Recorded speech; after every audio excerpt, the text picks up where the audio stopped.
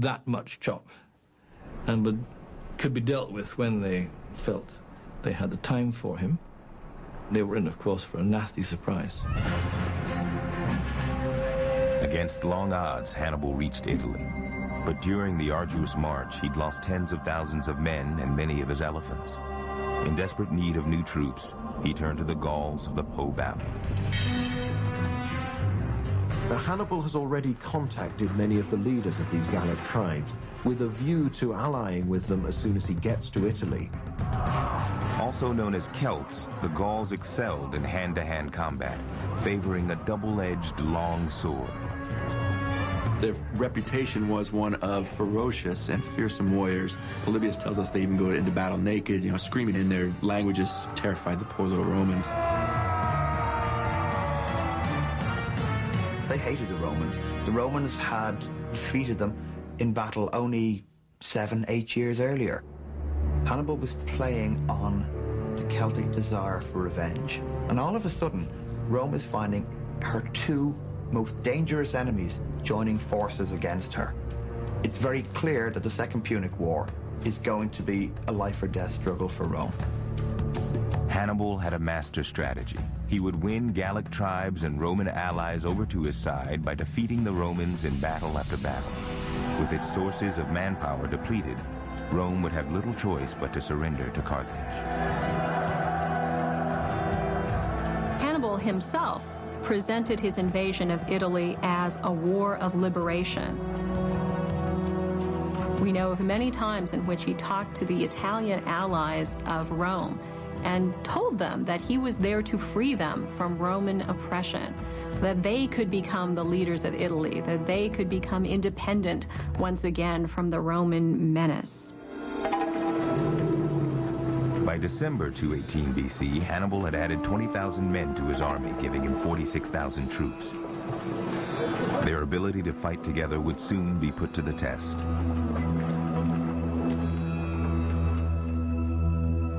When the Roman general Scipio learned that Hannibal had crossed the Alps and was already laying siege to Italian cities, he was astounded, but unimpressed. I want to find out if during these last 20 years the Earth has suddenly produced a new race of Carthaginians, or if they are still like those whom you ransomed at Eryx for 18 denarii a head.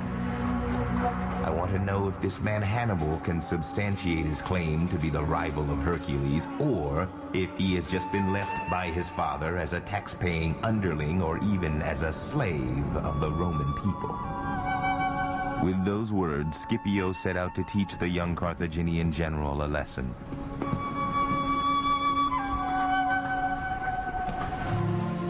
The first clash between the armies of Rome and Carthage took place at the Battle of Ticinus.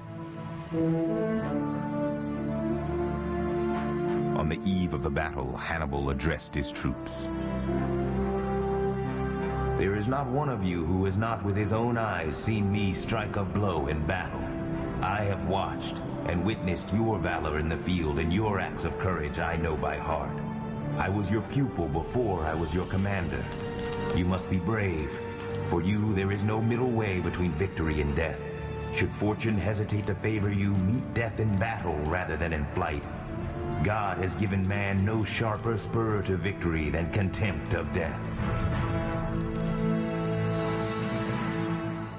With Hannibal's words still ringing in their ears, the Carthaginian cavalry rode out to meet the Romans.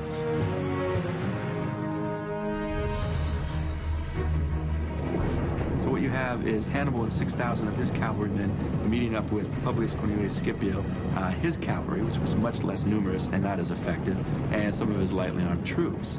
Now Scipio jumps into this battle, expecting it to be relatively easy.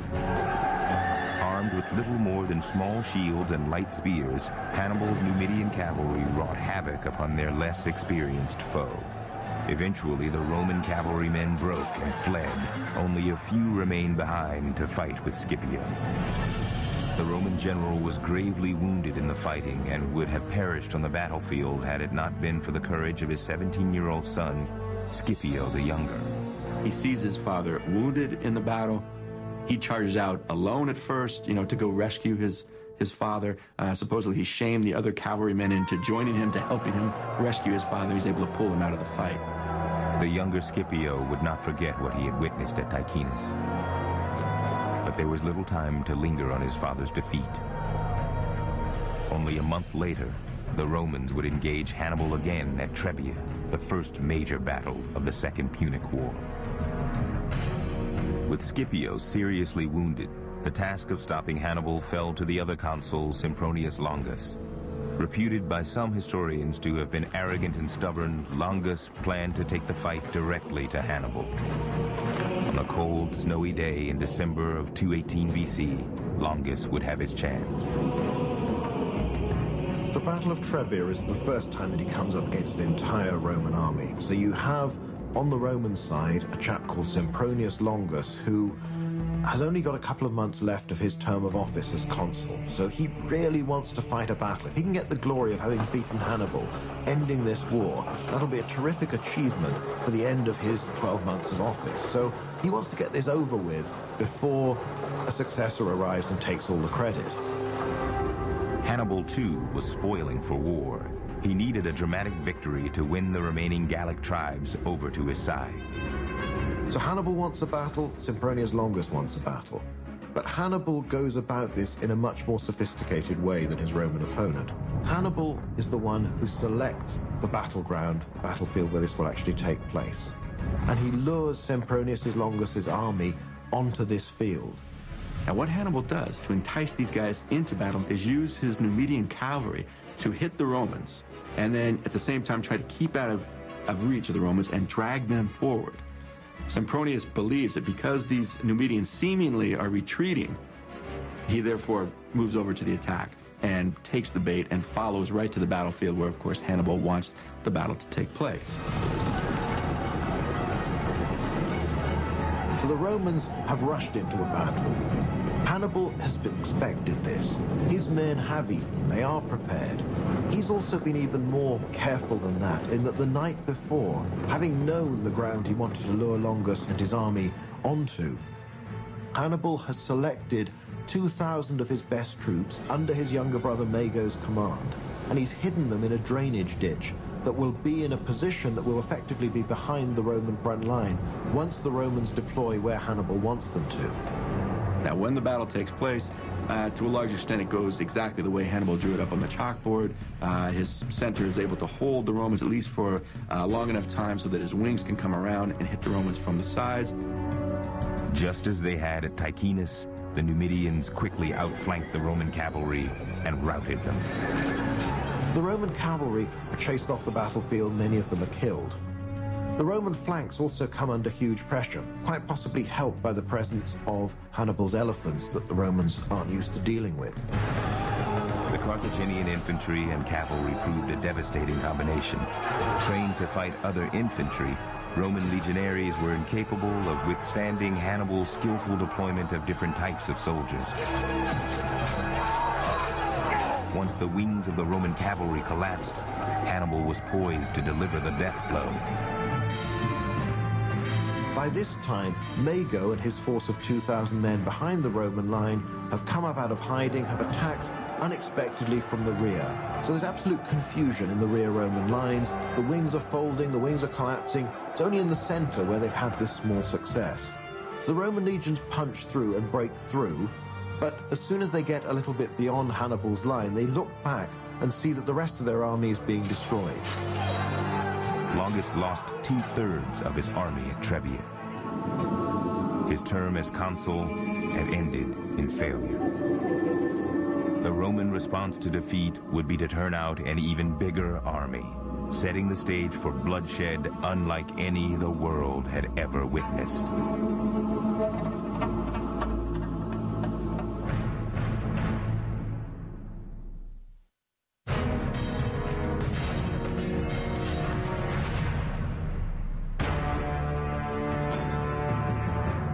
Following his victories at Ticinus and Trebia in 218 BC, Hannibal and his army departed the Po Valley and marched south to the region of Etruria. If the Carthaginians were to defeat Rome, they would need more victories, but most of all, more allies.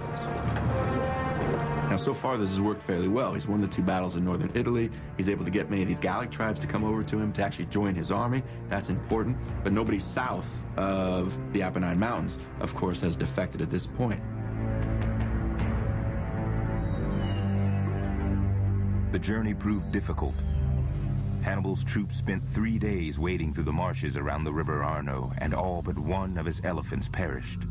Hannibal himself contracted an infection and lost sight in one eye.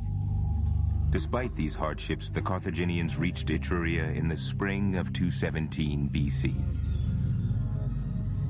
Meanwhile, in Rome, Gnaeus Servilius Geminus and Gaius Flaminius were elected consuls. After Rome's 2 humiliating defeats at the hands of Hannibal, the new consuls were determined to crush him. They simply made a bigger effort for the following year, with the idea that they would have the 2 consuls again, with 2 armies, but this time the armies would operate fairly independently, with the idea that they'd catch Hannibal in between at some point. It was the army of Flaminius that Hannibal's scouts discovered encamped nearby at Arretium.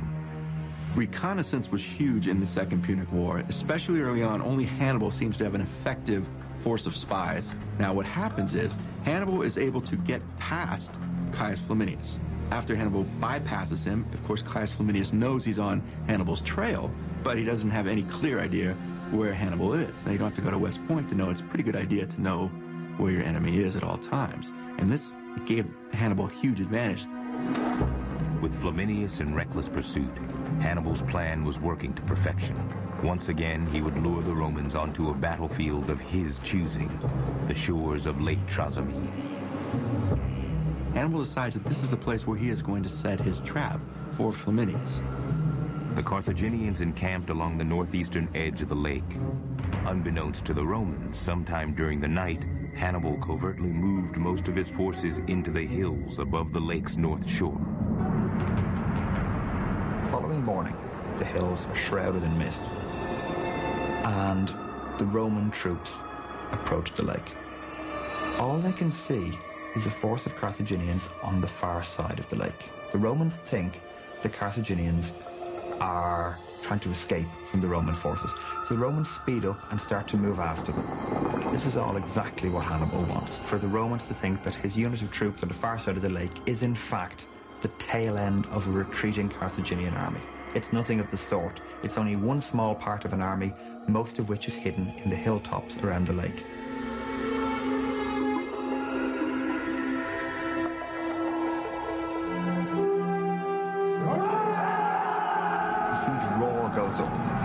As the troops on the hilltops charge down at the Romans, yelling and screaming as they go. The Romans have no idea what hits them. These troops are appearing from nowhere. It's the biggest ambush in the history of ancient warfare. Lots of the Romans don't have the weapons to hand. The ones who have aren't prepared to fight. They're not in any kind of fighting formation, and they can't see properly either. The Carthaginians have an advantage. They're just going downhill. They know which way to go. Anybody in front of them is probably an enemy. The Romans can't tell that. As they're being picked off by a screaming mass of barbarians yelling in a dozen tongues, firing javelins and stones from above, attacking them with swords and spears at their sides, and the Romans are terrified.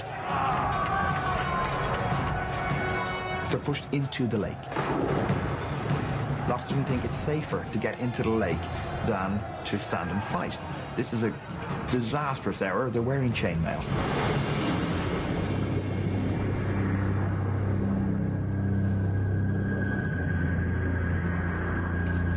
Thousands of Romans must have drowned in the lake in a desperate attempt to get away.